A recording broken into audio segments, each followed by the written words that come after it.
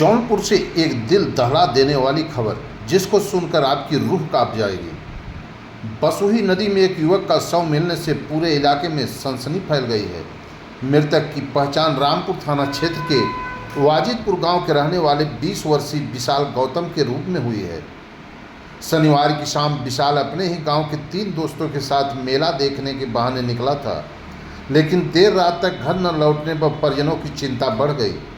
रात में जब वो तीनों युवक विशाल की मां शांति देवी के पास पहुंचे और बोले विशाल मेला में कहीं खो गया, बहुत ढूंढा लेकिन नहीं मिला, तो किसी को अंदाज़ा भी नहीं था कि ये कहानी एक भयानक साजिश का हिस्सा है।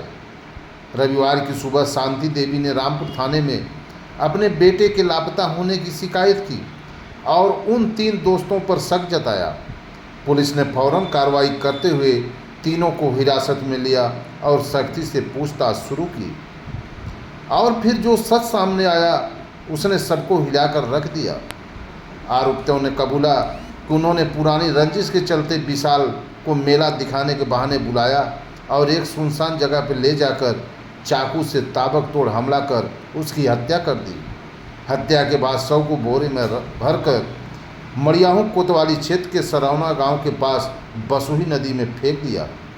रविवार दोपहर में पुलिस ने विशाल का शव बरामद किया और पोस्टमार्टम के लिए भेज दिया गया। शव की हालत देखकर पुलिस ने बताया कि विशाल की बाईं कनपटी पर चाकू से कई वार किए गए थे।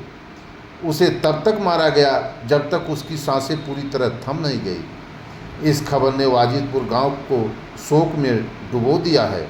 ग्रामीणों में गहरा आक्रोश और दुख है।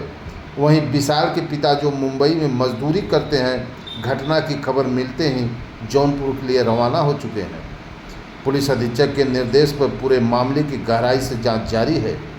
तीनों आरोपियों के खिलाफ हत्या और सबूत छिपाने की धाराओं में मुकदमा दर्ज कर लिया गया है। ऐसी घटनाएं एक बार फिर समाज को ये सोचने पर मजबूर कर रही हैं, क्या अब दोस्ती के रिश्ते में भी एतबार के लायक नहीं बचे। आप बने रहिए हिट 24 टीवी के साथ। हम आपको ऐसे ही हर अपडेट देते रहेंगे, सच सबसे पहले और बिना किसी लाग लपेट के। आज दिनांक 12 अक्टूबर को श्रीमती शांति देवी गौतम निवासी वाजिदपुर थाना रामपुर द्वारा थाने पर सूचना दी गई कि उनका पुत्र विशाल गौतम अपने मित्रों अजीत गौतम, लकी गौतम तथा शुभम गौतम के साथ, जो कि 11 तारीख की रात में मेला देखने के लिए गए हुए थे तथा उनका पुत्र अभी तक घर वापस नहीं आया है।